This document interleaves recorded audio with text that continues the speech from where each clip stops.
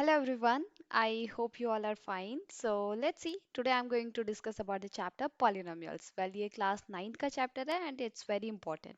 ठीक है, तो कुछ बेसिक सी चीज़ें यहाँ पर हम लोग देख लेते हैं. So let's start.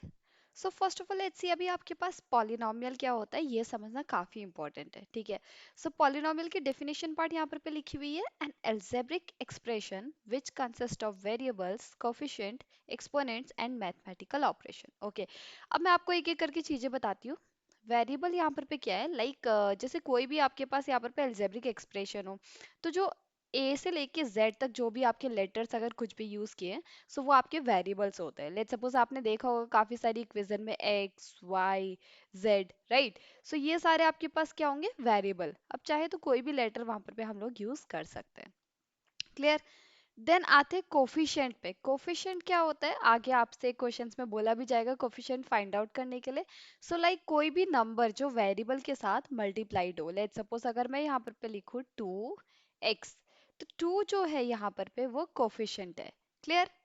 अच्छा, अब एक्सपोनेंट क्या है. एक्सपोनेंट आप सभी लोगों ने 8th क्लास में पढ़ा होगा.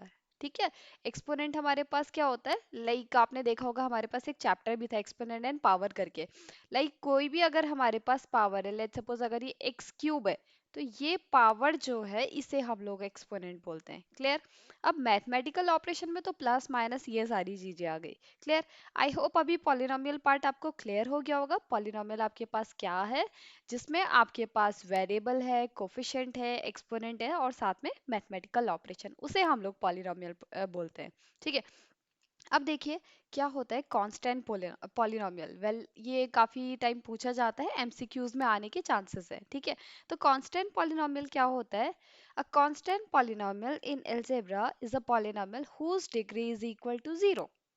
अब ये काफी इंपॉर्टेंट है इसको समझना. लेट्स सपोज अगर मैं आपसे बोलूं कि okay if I have a number 5, तो चलिए बताइए क्या ये पॉलिनोमियल है या नहीं है. तो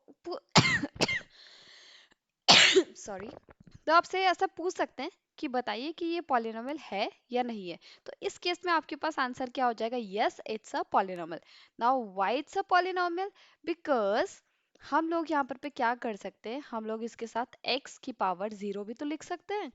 ठीक है, तो ये हमारे पास क्या हो जाएगा, कांस्टेंट पॉलिनोमियल. लेट्स सपोज कोई भी नंबर आपके पास है तो वो भी अपने आप में एक पॉलिनोमियल है. उस केस में हम इसे कांस्टेंट पॉलिनोमियल कहेंगे. लेट्स सपोज अगर आपसे डिग्री पूछी जाए, डिग्री हम आगे के क्वेश्चंस में देखेंगे. डिग्री होता क्या है, बेसिकली जो भी आपके पास वेरिएबल है, यानी कि जैसे अभी इसमें वेरिएबल क्या है एक्स, तो इसकी हाईएस्ट पावर, अभी इसकी हाईएस्ट पावर तो सिर्फ 0 ही है.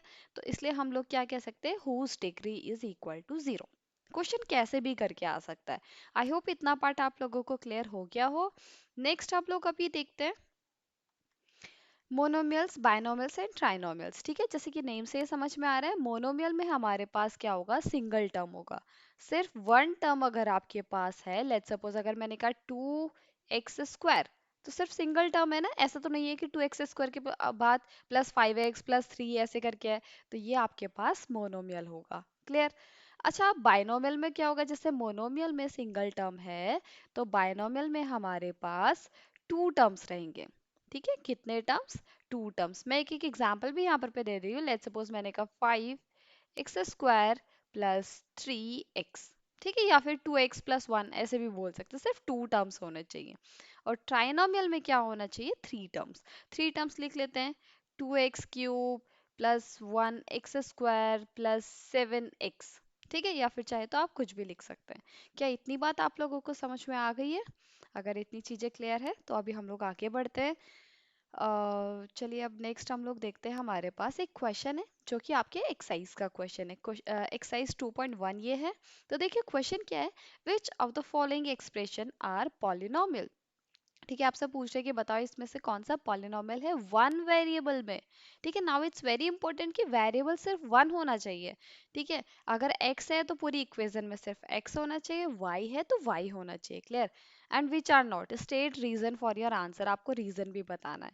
ठीक है, तो क्या करेंगे, बहुत जल्दी से मैं बता रही हूँ, ज्यादा टाइम वेस्ट नहीं कर रही हूँ. ठीक है, सो देखिए अभी इसमें यहाँ पर पे हमारे पास क्या है, हमने कहा क्या ये पॉलिनोमियल है वन वेरिएबल में, पहले वेरिएबल चेक कर लेते हैं। यहाँ पर एक्स है, इधर भी एक्स है, ठीक है, वेरिएबल तो वन है।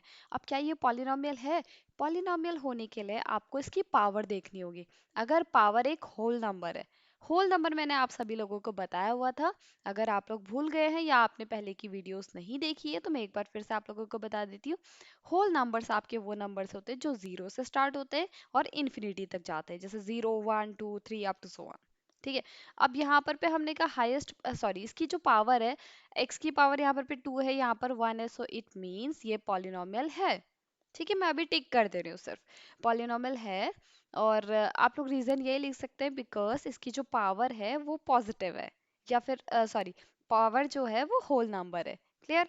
तो इसलिए हमारे पास पॉलिनोमियल है। अच्छा, सेकंड क्वेश्चन देखते हैं। सेकंड क्वेश्चन में हमारे पास क्या है, Y square plus root two. ठीक है।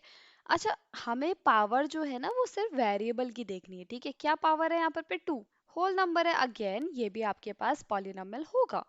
ठीक है। अच्छा, अब नेक्स्ट वाला क्वेश्चन देखते हैं। नेक्स्ट वाला क्वेश्चन काफी इंटरेस्टिंग है। इसमें आपके पास जो ये वेरिएबल है, इस टाइम वेरिएबल क्या है, टी। ठीक है, तो फिर से हमारे पास सिंगल वेरिएबल है, यानी कि वन वेरिएबल।